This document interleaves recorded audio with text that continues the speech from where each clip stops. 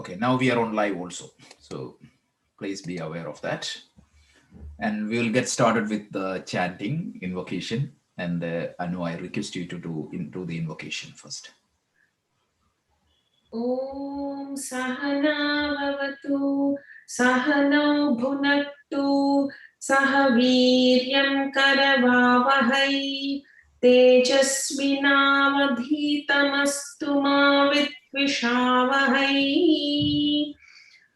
Om Shanti Shanti Shanti Harihi Om Shri Guru Pyo Namaha Harihi Om. Thank you, Anu. So welcome back, everybody. So interestingly, we are starting a new chapter. I believe that we started these sessions on Bhagavad Gita 2 years back. It was 2019 April. So 1 month we had to take a break because of this pandemic. But in 2 years, we covered the first 3 chapters. So the chapter 1 is 47 verses. Chapter 2 is 72 verses. And again, 43 verses, chapter 3. So approximately 150 verses we covered out of the 700 verses. But the first few chapters, especially the first 6 chapters, is going to take a lot of time because we are trying to ground the ideas. And sometimes we may have to reiterate and make sure that it is strong and crystal clear. So now we are coming to chapter 4. And this is another interesting chapter which needs a lot of clarity, especially the first 6 chapters.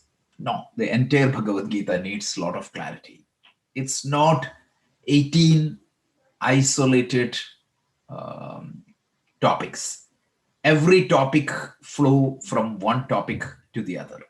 So we need to understand the overall framework. And also we need to understand where exactly each one of this fits.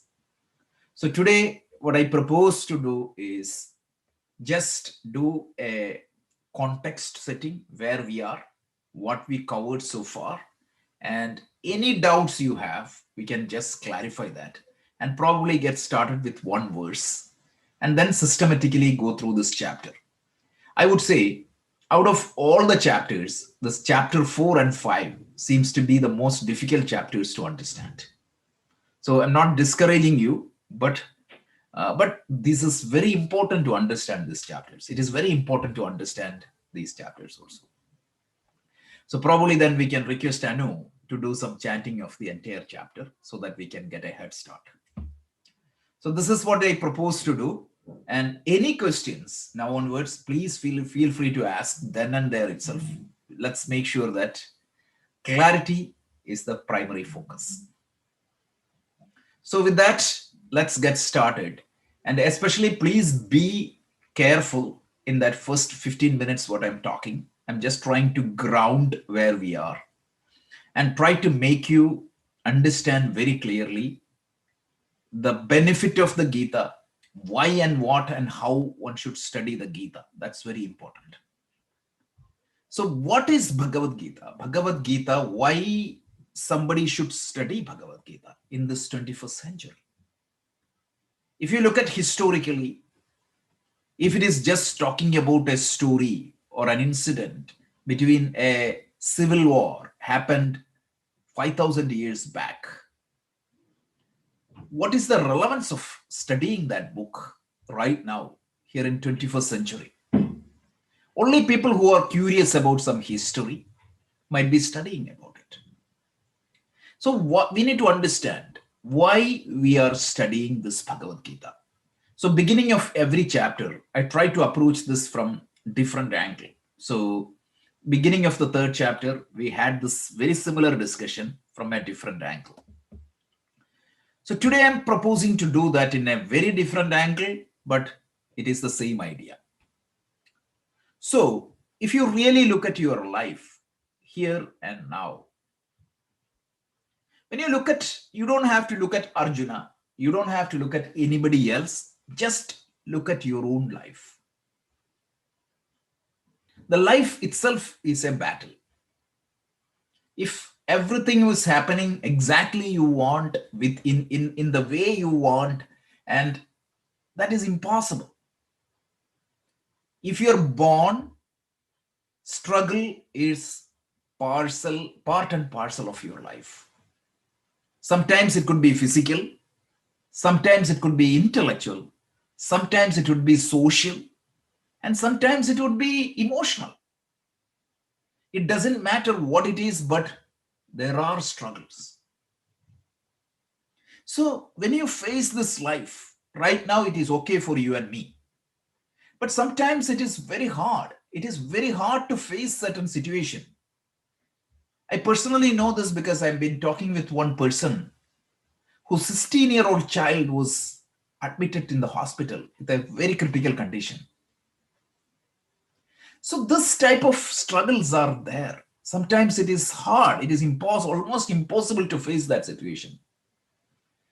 So there are two things. One is strategically, what is the solution for the problems of the life?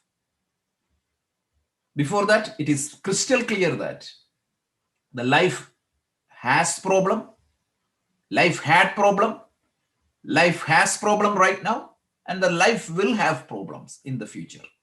And considering where we are at our stages of the life, the next upcoming years, we are going to have more physical struggles, right? It's very natural. So what is the strategic way of looking at these problems and handling it? That is point number one. Point number two is, how do I live my life? What lifestyle should I follow here and now so that I can make my life as efficient as possible, as good as possible, as happy as possible, as smiling as possible? This is the most important thing in our life. First one is there any strategic solution for the challenges of life? B, tactically, how do I live my life in such a way that I'm moving towards that strategic goal?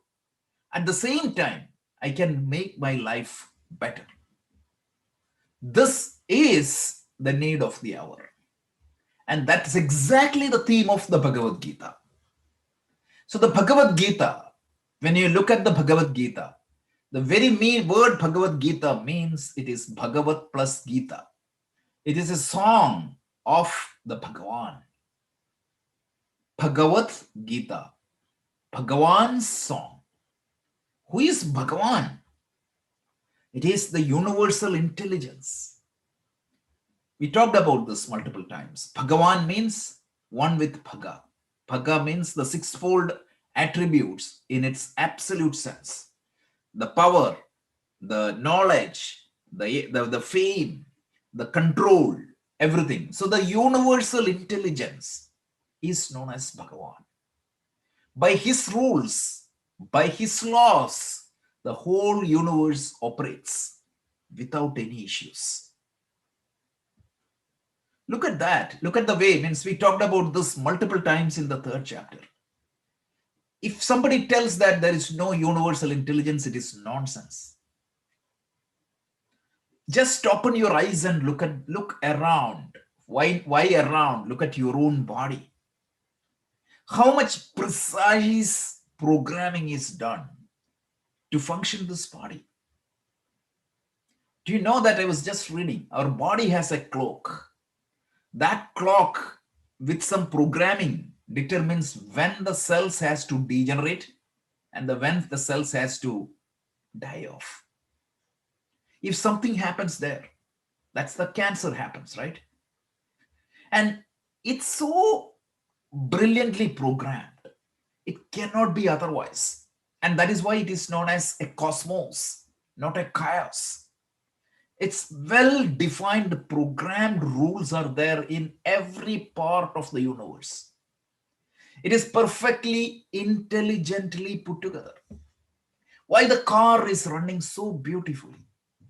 Because it is intelligently put together by a group of engineers. Why the house is staying like this? Because intelligently put together. Why we are able to use the Zoom and do this remote classes? Because it is intelligently put together.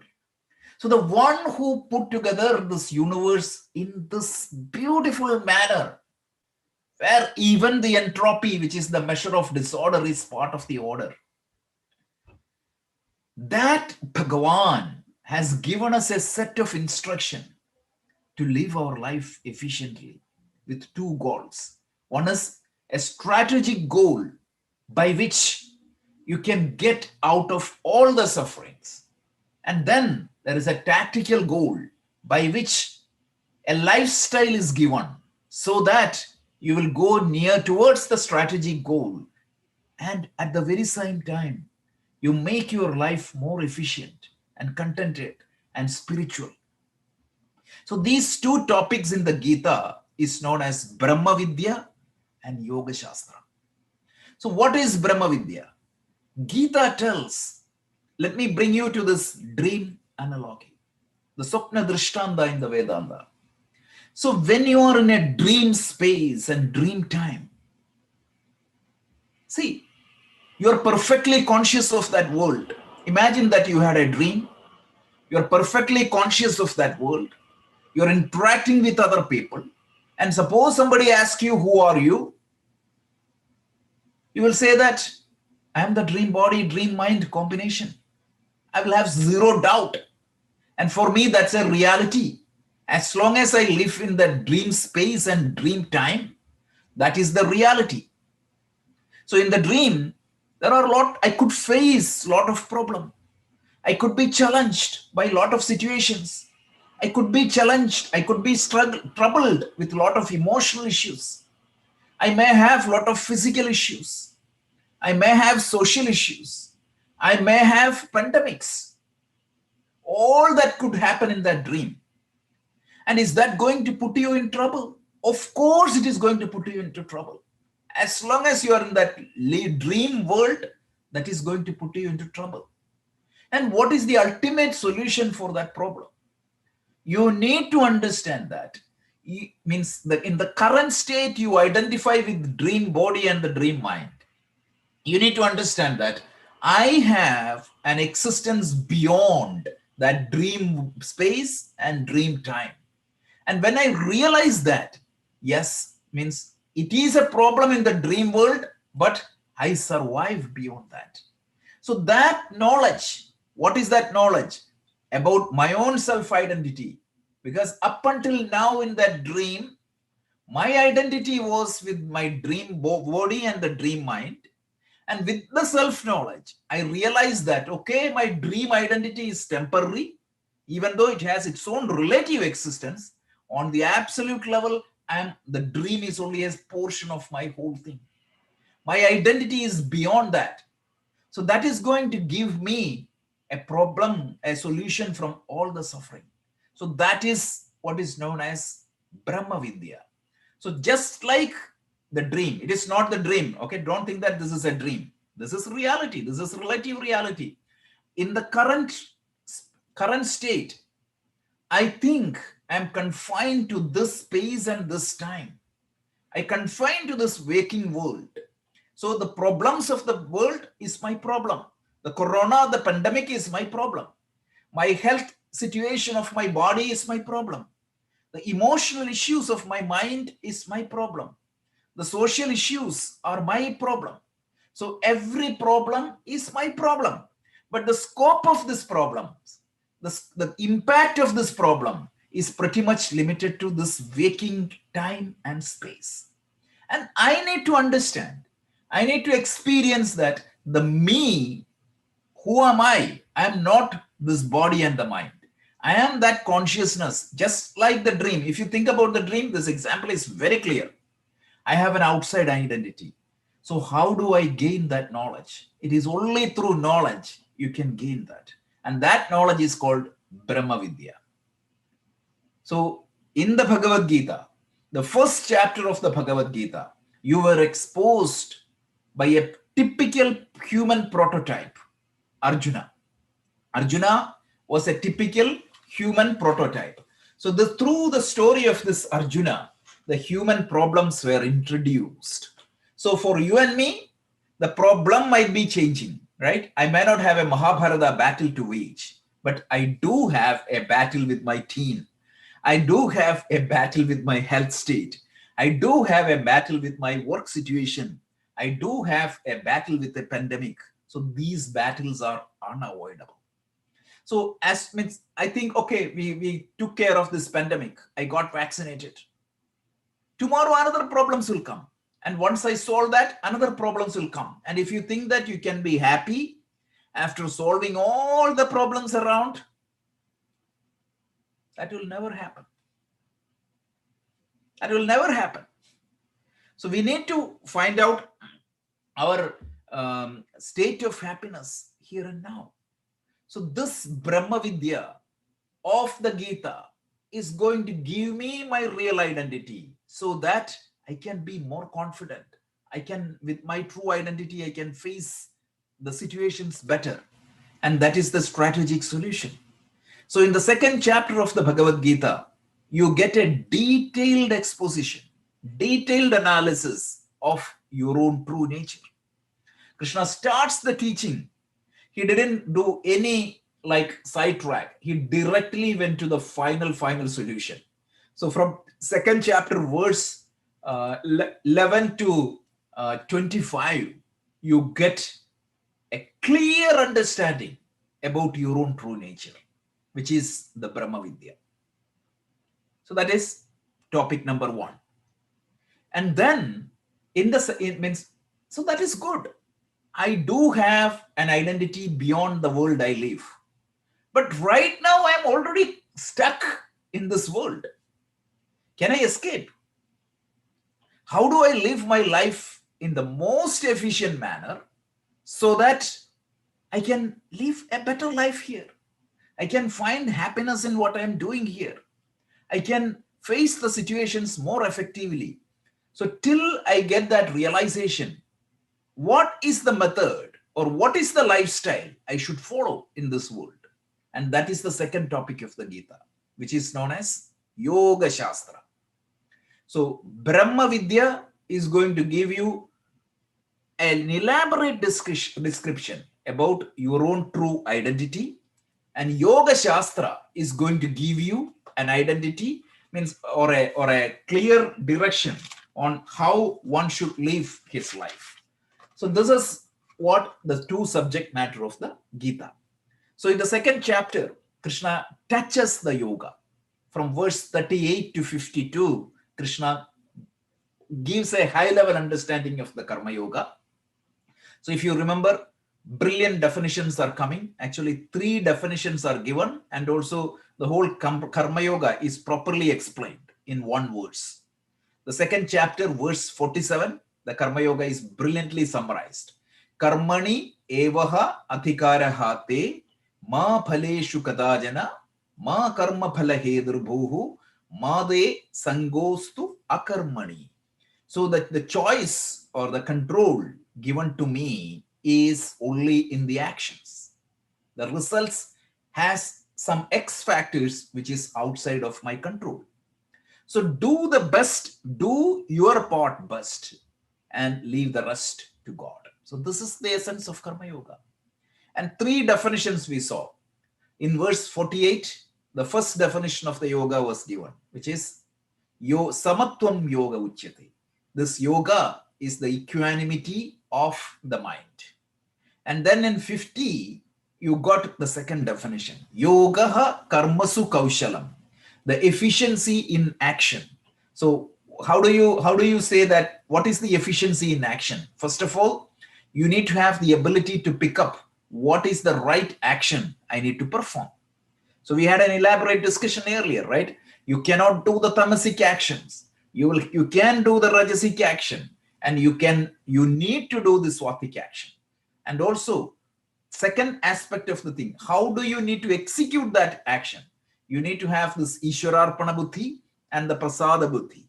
So why means if you follow this Karma Yoga principle, which is the proper work with proper action. What happens? Your actions becomes very efficient.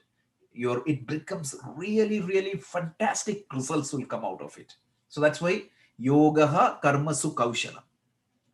And the third definition was given on verse 53, which is Samatha Achala Buddhi Tada Yogam Avapsyasi.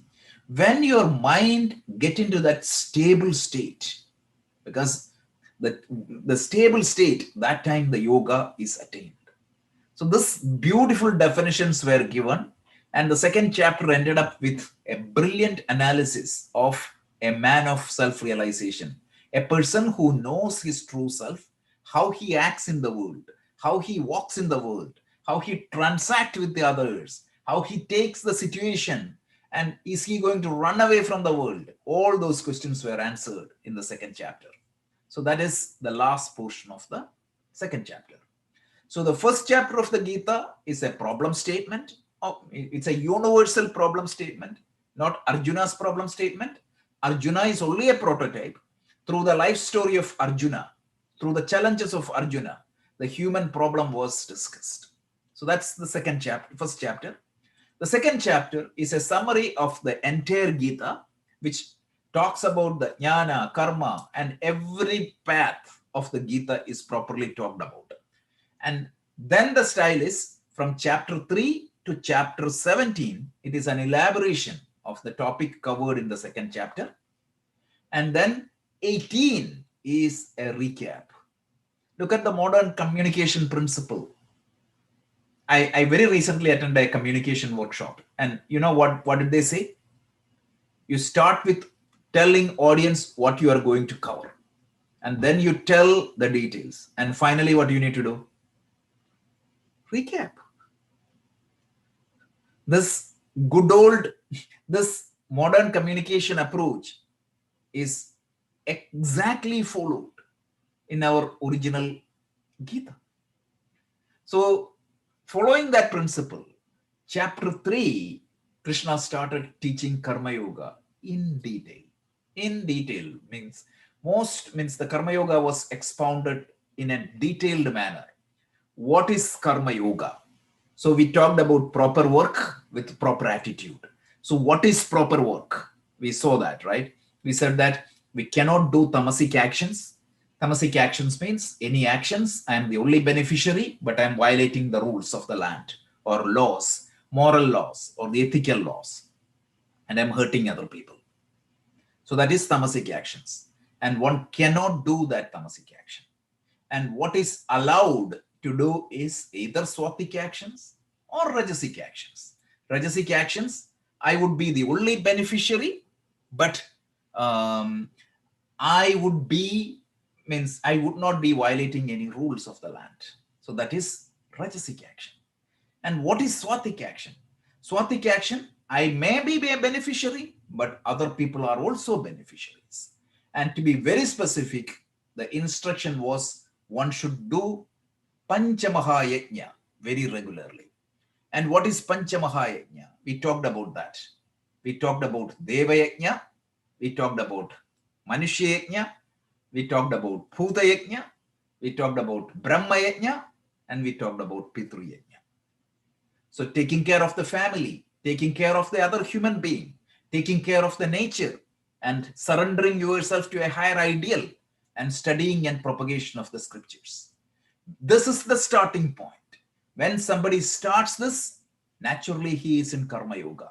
And the benefit of this yoga, right?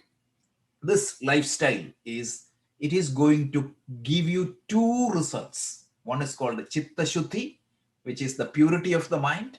And the second thing is the Chitta Sthiti, which is the stability of your mind. This purity and stability is a prerequisite for gaining the knowledge. So this is what was the theme of the first 3 chapters. Let me pause here, and anybody has any questions or doubt, we can answer that. Otherwise, we can get into the 4th chapter.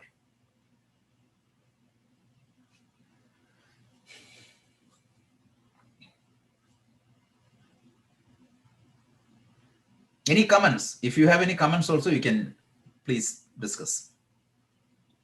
Rajesh, I thought Chitta Sthiti was in chapter 6. Yes, it is chapter 6, but I was just talking about the goal of the yoga. Overall yoga, meaning Yoga Shastra has, to be specific, we call it as Karma Yoga and Upasana Yoga. And this Karma Yoga and Upasana Yoga will give you Chitta Shuddhi and Chitta Sthiti, which is pretty much needed for seeking the knowledge properly. You're right. Excellent. Any other comments? Is this topic clear? Rajesh, do you want just quick note? I was just wondering, you mentioned about the disorder in the order is also part of the plan, right? So it is something but induced by us, right? So ideally, for example, when we go through the sufferings, let us say you talked about a kid having some issues like even the newborns, they have issues. If the body is functioning as the way it is, as the order of the universe, nothing should happen, no issue should happen. But there is something getting interrupted, right? So there is something. That's so what I commented, right? I commented that is also part of the order. Yeah. So okay. So that's what you meant by that, you know. So that's why I said even the entropy. I think I use that word. Even the entropy. What is entropy in physics? It is the measure of randomness or disorder. So even that is part of the overall order because you have the karma, everything. So overall laws governing the entire scenario, we may not be knowing it, but just have the faith. Everything is part of that order. And the only way to get out of that suffering is knowing your own true identity. Because how much you can live, right? How much you can continue, like whatever you do means you might be doing all the wellness programs in the world. How much you can go with you. Of course you have to do, and you have to try to stretch this life as much as possible. But there is a time you have to say goodbye.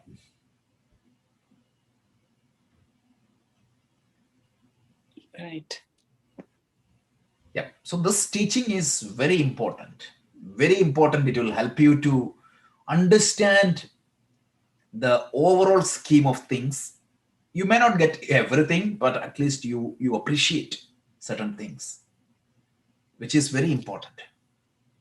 So this study of the Gita is very important. And now I always joke. So when one should study Gita?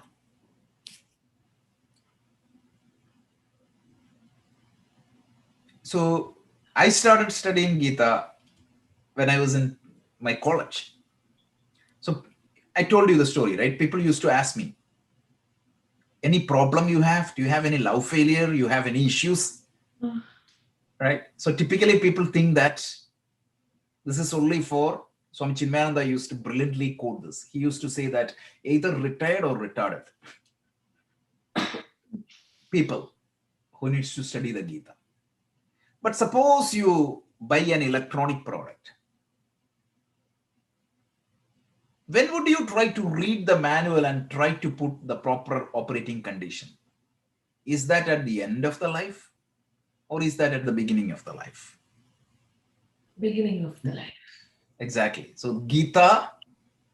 Rajesh, it's typically when we have a problem, that's when you read the manual, open the manual to find out what it is. Yeah, but you get hundreds of problems in your life before you go to the old age. Yeah. But you get problems every day, right? Yeah, no, I'm just joking, you know. No, but that is true. Even if that is but people don't realize this as a manual of life. People think this only as a religious book and get some consolation when they have some sufferings.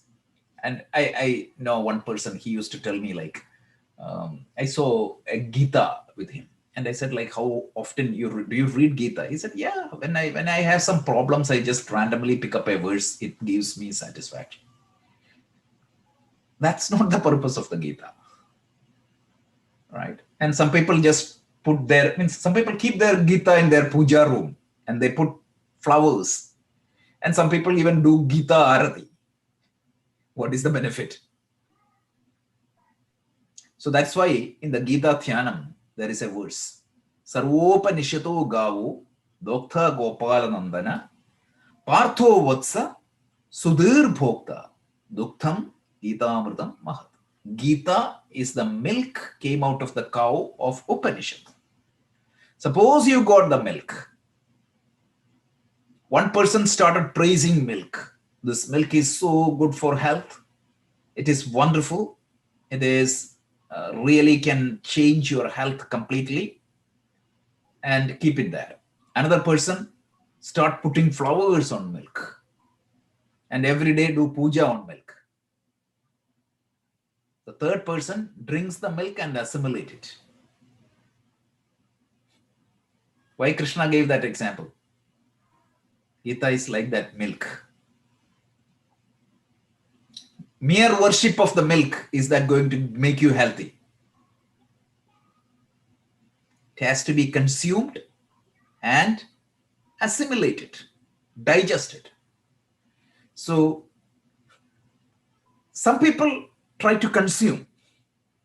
If you consume a food without digestion, it becomes a toxin. It's a problem. So some people study Gita without digesting it and without understanding it, and try to act certain things. That's where the fanaticism pop up.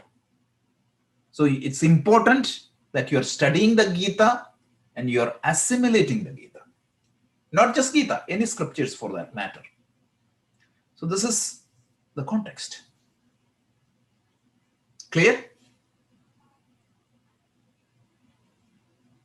Yeah, thank you, Rajesh. Can you appreciate the whole scriptural world in a different domain? That's what I was trying to make some interest here. So now come to the fourth chapter. The fourth chapter is known as Jnana Karma Sannyasa Yoga. That is the title of this chapter. Jnana Karma Sannyasa Yoga. It's a compound word. Sanskrit is a language where the compound words are very common. The easiest way to understand a compound is read from right to left. Typically, you read from left to right. So if you say Jnana, Karma, Sannyasa, Yoga. So yoga. Yoga is on a high level. It means a spiritual practice. I already talked about that, right? And what yoga we are talking? Sannyasa Yoga. Sannyasa literally means renunciation. And what exactly you are renouncing? Karma Sannyasa. You're renouncing your karma. Now you understand where the confusion comes from? What is the literal meaning of renouncing karma? Running Stop away doing from your anything. duty. doing karma. Yeah, right. Exactly. A lot of people thought that karma sannyasa means stopping what you're doing. That is why one more word is there. How do you do the karma sannyasa? Jnana. Through knowledge, you're gaining actionlessness. So it is not renouncing the physical activity, right? It is renouncing the fact that I am doing the action. That is the only part that is renouncing. So the karma, the renunciation of karma is only through knowledge. What is that knowledge you are talking here? So if somebody asks you, who are you? I will say I'm Rajesh. And you may say that I'm Rohitji, Arnabji or Jina or Rathika or means whoever it is, you say I am. When I say that I am, when I say I'm Rajesh, I'm referring to my physical body, I'm referring to my mind, and I'm referring to my Jivatma. So when I do action, who is acting here? So I'm talking right now. My body is talking, prompted by my mind. So when I realize that in the dream, think about that dream analogy, Swapna Drishtanda. In the dream, I was talking, I was walking, I was studying, I was climbing, all that happened. Who climbed the mountain in the dream? My dream body climbed. Only after the end of the dream, I realized that, oh, it was a dream body climbed. So who did the action? Is it me or my dream body? The real fact is that, yeah, karma was there for sure. But the karma was done by my dream body and dream mind. So when you get that self-realization, I will continue to act. In fact, I will act more. Sakta karmanya vidvamsaha. Remember the 3rd chapter? He will act more, in fact. But when a person who do not have this knowledge, when he acts, he feels that I am doing it. My body doing it. Instead of not my body, me the body doing the action. When you have the knowledge, it tells that, yeah, my body is acting. That is the difference. So you're renouncing your sense of doership, because the doership belongs to the body. Guna guneshu vartante. We saw that. So through the knowledge, even though you are physically acting, you know that I am the consciousness which is beyond all the action. So that clarity is given in this chapter. Because 3rd chapter, it is very clear that nobody can renounce the karma. Nahi kaschit shanamapi jatu tishtasya karma krita karyate hyavashak karma sarvai prakriti jayir gunai. Right? And we saw verses. Karmendriyani samyamya yayaste manasa smaran indriyarthan vimuthatma mithyacharasya uchyate. So these verses we saw. The body, as long as the body is there, one will have to act. Even sannyasis will have to act. Of course, they may stop going to a job. They may owning a house, etc. They may renounce. But still, they also have to feed. They also have to study. They also have to go walk around. All that has to happen. And that is why typically they carry a danda, indicating the karma. Nobody can renounce karma, including a sannyasi. Remember that 3rd chapter? Lokesmin divitha nishta. That verse. Pura prokta maya nakha. Right? Jnana yogena sankhyanam. Right? Karma yogena yoginam. There is no choice in the steps. Whether it is a sannyasi or a karma yogi, both has to go through the yoga part and the knowledge part. The only choice is you can approach it as a sannyasi or you can approach it as a householder. It doesn't matter. So how we are renouncing our karmas? Through knowledge, not the physical karma, but the sense of doership. So this chapter focuses the relationship between jnana and the karma, because karma is important and jnana is important. How these two are connected. That is the theme of this chapter. And whenever you hear one chapter of the Gita, there is one predominant topic and there are a few subsidiary topics also. And there are a few subsidiary topics are also covered in this chapter. Typically, the chapter will be named after the predominant topic of that particular chapter. And then the subsidiary topics will always come in. So this chapter, even though the Jnana Karma Sannyasa is the predominant topic, but some other topics are also covered in this chapter. So let's quickly try to see what are all the key topics covered in this chapter. So when Krishna started explaining this Karma Yoga, a lot of people thought that this is Krishna's original idea. If you remember, what he did was, he took these original Vedic rituals like yajna and presented it in a new dimension. Every action is yajna. Yajna is not just the fire ritual. Everything you do, like Deva Yajna, Pitra Yajna, Manushya Yajna, Bhuvita Yajna, when you support other human being, out of charity. That is a yajna. And also he expanded the scope of this karma into every actions you do. And he introduced this karma yoga brilliantly. So a lot of people thought that this is Krishna's own idea. So this chapter, Krishna clarifies that. Come on, this is not my idea. This is the original yoga that was existed before. So this is not a Krishna's theory. You can see this in every Vedic teaching. Patanjali starts his Yoga Sutra by saying that Atha Yoga Anushasanam. I'm restating what is stated originally. Even in Bible, Jesus Christ tells, I'm not here to add anything new, but I'm here in Matthew's book, it is there. I'm here to restate what was originally stated before. Every master, every true master will come and say that these universal laws, which was part and parcel of the universe as soon as it came out. We are not inventing any rule. We are here to reinterpret these rules for the time. So that is first topic of this chapter is that he talks about this teaching tradition. This teaching is nothing new. And also it talks about the flexibility of this tradition.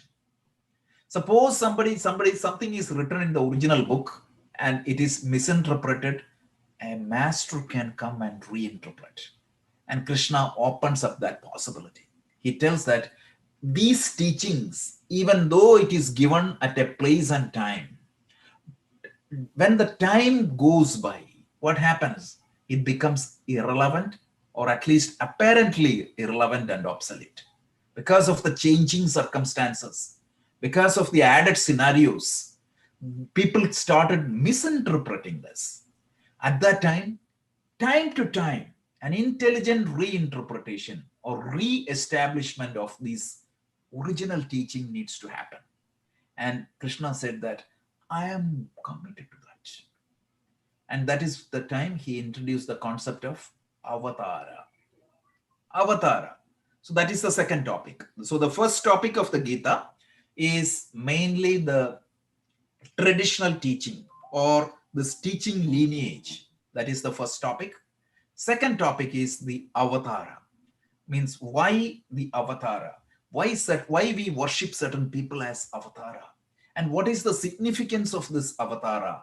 And how long this means when this avatara will come? What is the purpose of this avatara? What is the difference between a typical Jivan Mukta and avatara? So those topics will come. And you all will know the famous verses, which was, I'm sure each one, means most of us are in that same age group.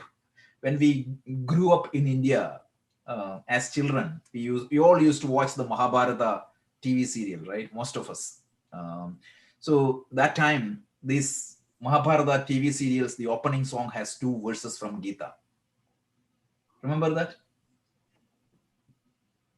Yatha yatha hi dharmasya. Glanirbhavati bharata.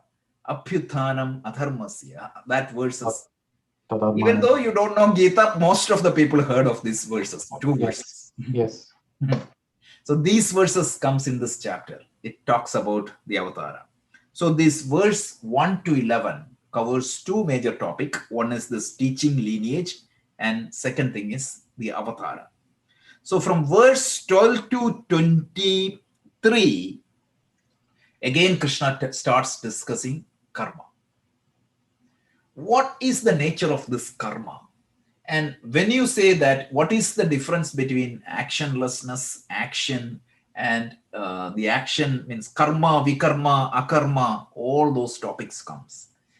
It's brilliant. You will be amazed by the clarity and the depth of teaching here. It is amazing how he brings this teaching up. So these verses are very beautiful from verse 12 to 23. But we need to study this properly. It is very difficult to understand. So we will study this very nicely, slowly, etc. And then from verse 24 to 33, the the fourth topic comes, which is yajna.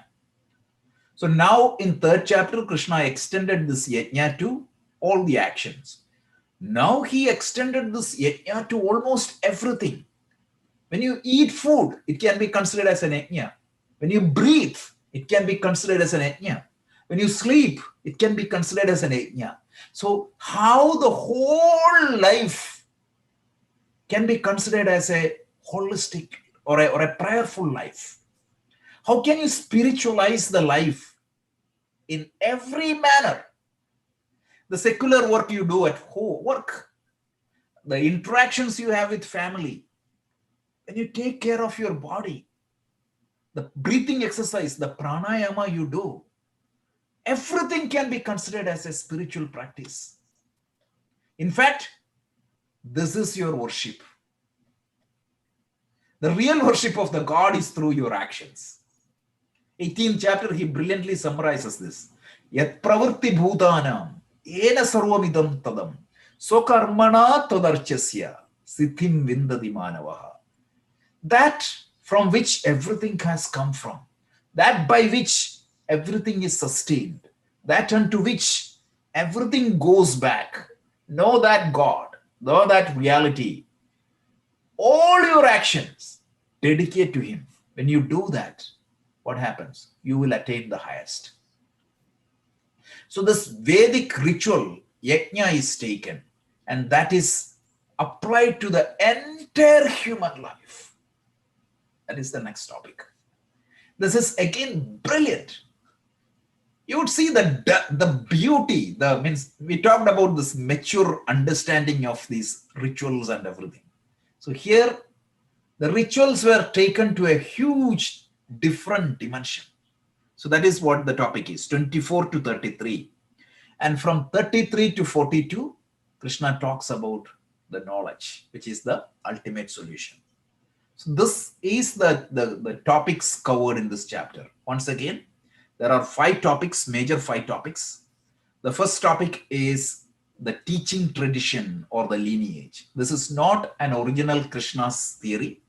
This is the original Vedic teaching, which handed over from generation to generation. And then the need of this avatara, how an avatara comes, what is an avatara, and why an avatara comes in, etc. All those topics comes here. And then it talks about the karma, the karma's nature. What is karma? What is vikarma? What is akarma? Which covered in the 3rd chapter, that continues here. And then yajna, like how can you transfer all your actions as karma yoga? And finally, jnana, the knowledge is given and clearly tells the role of knowledge and karma. So this is the theme of this chapter. And one more thing, this chapter has the most controversial verse of the Bhagavad Gita. A lot of people, right, especially certain cynical people, try to portray the Bhagavad Gita as a sanction for the caste system, which is very unfortunate. And such people used to quote one verse, not one verse, one small line from a verse of this chapter and try to justify their argument. And what is that chapter? Verse Chaturvarnyam Maya Srishtam. I created this 4-fold varnas. So we'll see the entire verse and try to understand that. Such people don't even quote the next line. What is the next line? Guna karma vibhagasha. Tasya kartar, that verse you need to understand. So when you hear such comments, at least we have, such people never read Bhagavad Gita because somebody told them, they just quote it like a microphone. So such misunderstanding can be taken away completely. We will do, at that point of time, we will pause and we will try to understand a detailed analysis of this Varna, Chaturvarna Srishtam, which is not the caste system at all. So we try to see the details of that. So that's another topic of academic interest here. So those are the areas covered in this chapter. Any questions?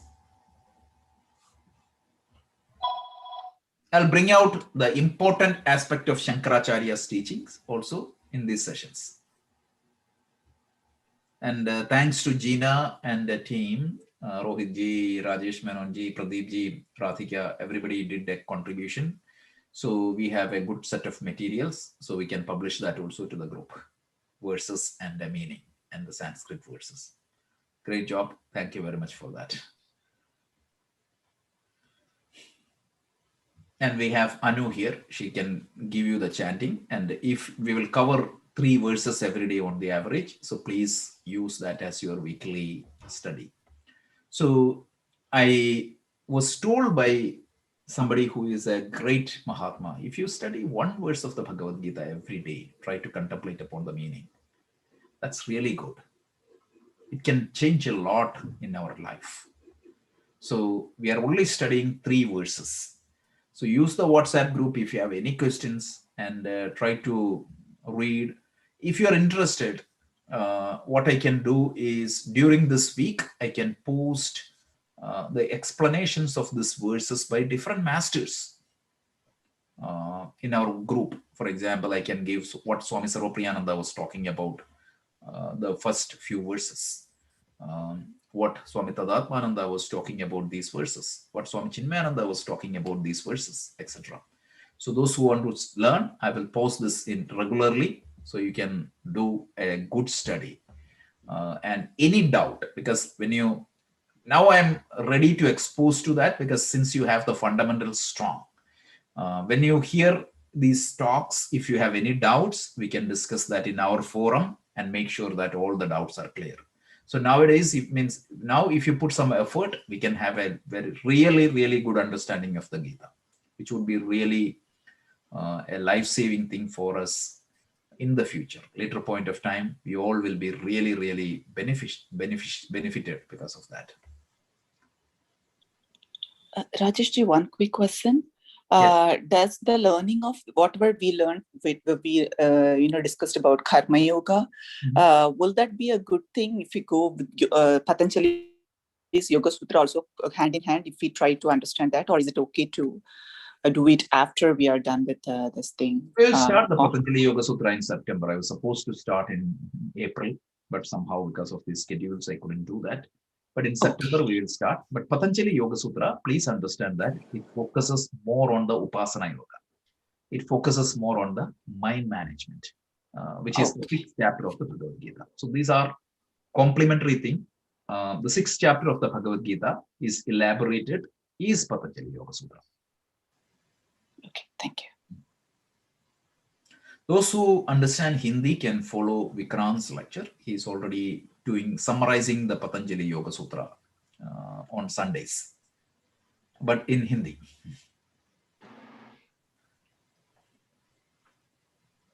Okay. Any other comments or questions? So one thing, Arnabji, this is mainly for you. You have been always asking where to start. Now already covered the starting point. So that practices, if you can start, that would be really good. Excellent. So we can pause here. And Anu, would you mind giving a quick chanting of these 42 verses? I know that it's a long, but you could. It's fine, Rajesh. Do you want to, means if you have a materials, you can share that also, the screen. Yeah, okay.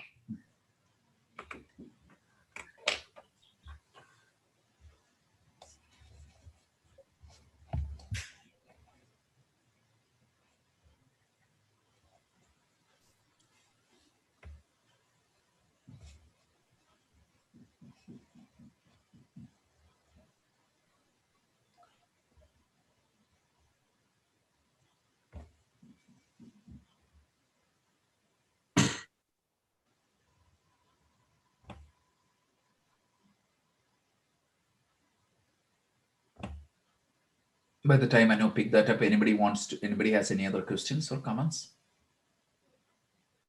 Was that verse 13, Rajesh, about the Varna? Yeah, I think so. Chatur Varnyam Maya Srishtam Guna Karma Vibhagasha.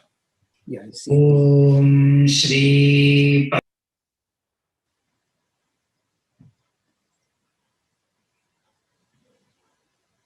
Rajesh, should I share it in English or Devanagari? English? English would be better, right? Some people may not follow that. Okay. Sorry. Yeah. Roman letters. Mhm. So what we are doing is we are using the Roman letters for chanting.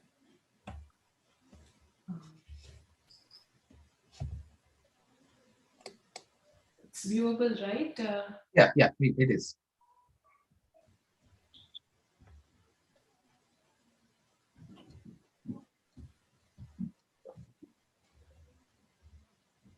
Om Shri. Om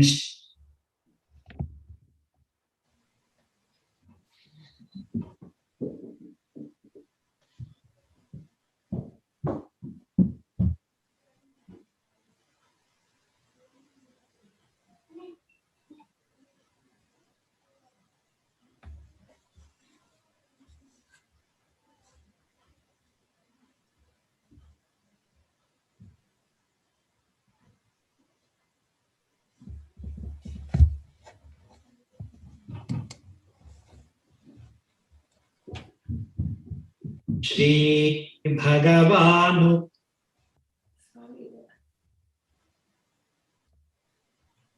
Sorry, Rajesh, I don't know why it is not scrolling.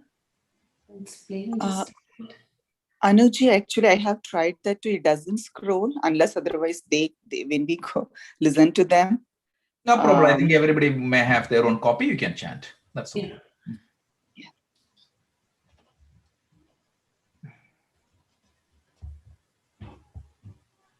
So should I stop sharing? You can stop sharing and you can chant. Sorry about that. Yeah.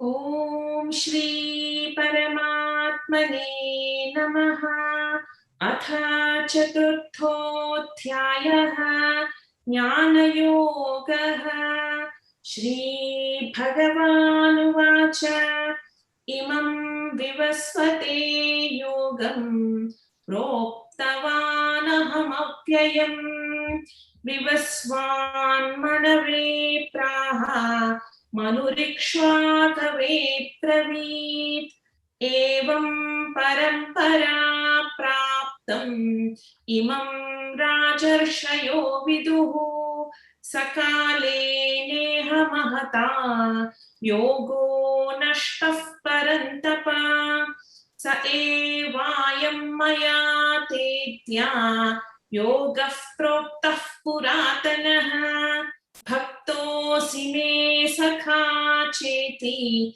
rahasyam hyetaduttamam Arjuna uvacha aparam bhavato janma param janma vivasvataha kathame tadvijaniyam tvamadau proktavaniti Shri Bhagavan uvacha Bahuni me vyatitani janmani tava charjuna tanyaham veda sarvani natvam vetha parantapa ajopi sannavyayatma bhutanam ishvaropi san prakritim swamadhisthaya sambhavamyatmavayaya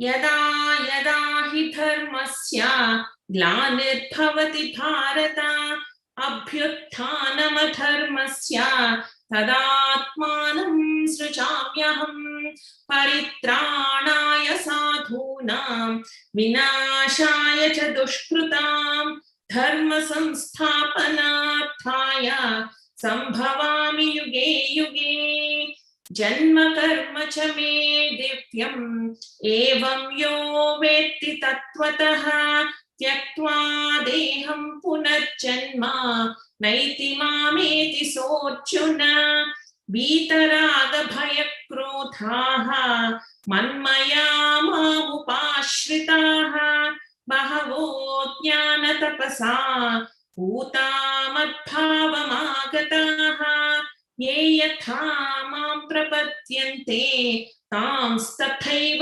भजाम्यहम् मम वर्त्मानुवर्तन्ते मनुष्याः पार्थ सर्वशः काङ्क्षन्तः कर्मणां सिद्धिं यजन्त इह देवताः क्षिप्रं हि मानुषे लोके सिद्धिर्भवति कर्म च चातुर्वर्ण्यं मया सृष्टं गुणकर्म विभागशः तस्य कर्तारमपि मां विद्य कर्तारमव्ययम् न मां कर्माणि लिम्पन्ति न मे कर्मफले स्पृहा इति मां यो विजानाति कर्मभिर्न स बध्यते. Flag of the United States of America, to the republic which stands one nation under God, indivisible, with liberty and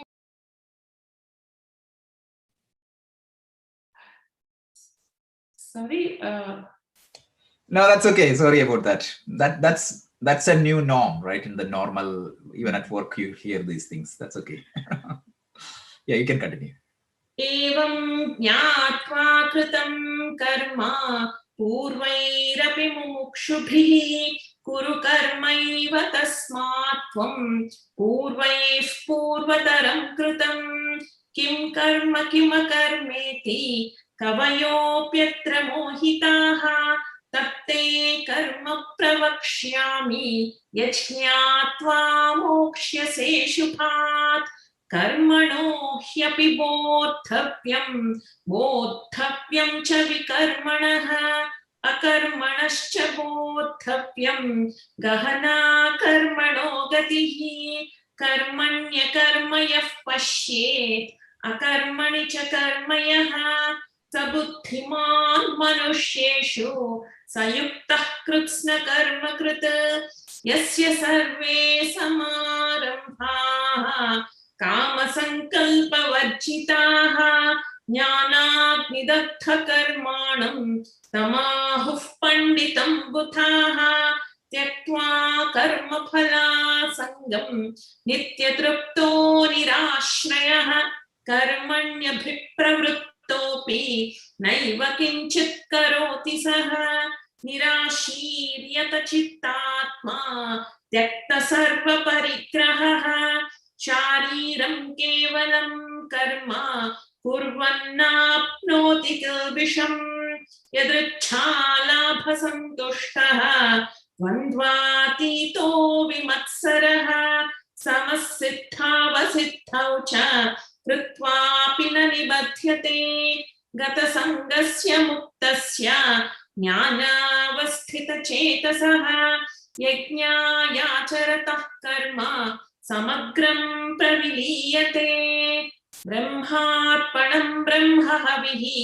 ब्रह्माग्नौ ब्रह्मणाहुतं ब्रह्मैव तेन गन्तव्यं ब्रह्मकर्म समाधिना दैवमेवापरे यज्ञं योगिनः पर्युपासते ब्रह्माज्ञावपरे यज्ञं यज्ञेनैवोपजुह्वति श्रोत्रादीनीन्द्रियाण्यन्ये संयमाग्निषु जुह्वति शब्दादीन् विषयानन्ये इन्द्रियाग्निषु जुह्वति सर्वाणि इन्द्रियकर्माणि प्राणकर्माणि चापरे आत्मसंयमयोगाग्नौ जुह्वति ज्ञानदीपिते द्रव्ययज्ञास्तपो यज्ञाः योगयज्ञास्तथा परे स्वाध्यायज्ञानयज्ञाश्च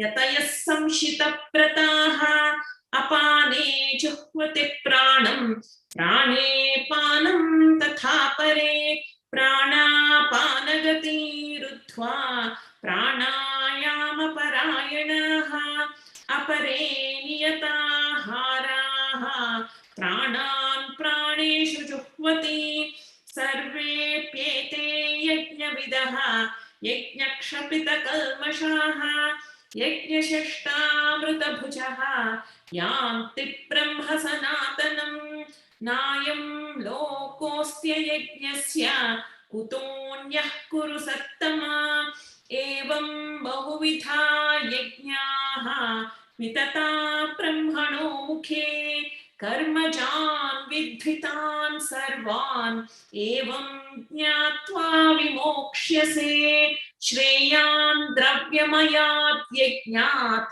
ज्ञानयज्ञः परन्तप सर्वं कर्माखिलं पार्थ ज्ञाने परिसमाप्यते तद्विद्धि प्रणिपातेन परिप्रश्नेन सेवया उपदेक्ष्यन्ति ते ज्ञानं ज्ञानिनस्तत्त्वदर्शिनः यज्ञात्वा न पुनर्मोहम् एवं यास्यसि पाण्डव येन भूतान्यशेषेण